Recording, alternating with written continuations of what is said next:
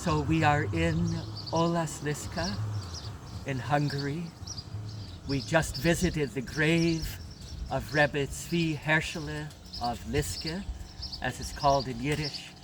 We're on the site of the synagogue that he began building here, which is now a memorial. But this story is a happy one.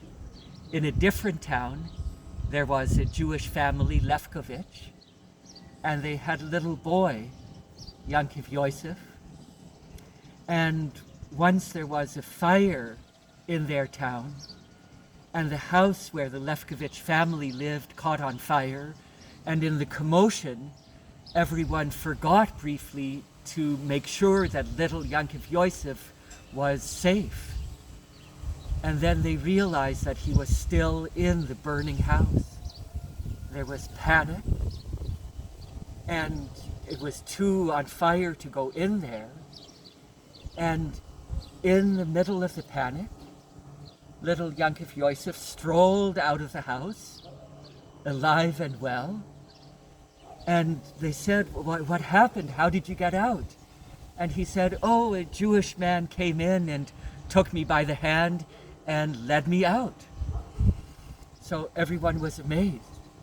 A few years later, Yankiv Yosef's father took him here to Liske to see the Rebbe Tsvi Hershele. And young Yankiv Yosef said, oh, that's the man who took me out of the fire. And the Rebbe noticed that the boy was pointing at him and asked the father, what's he saying? And the father says, Rebbe, he says that when there was a fire in our house, you were there somehow and took him out. And Rebbe Hershele said, well, bring him up here, let me see if it was worth it. And they brought little Yankiv Yosef up to the Rebbe, and the Rebbe looked at him and said,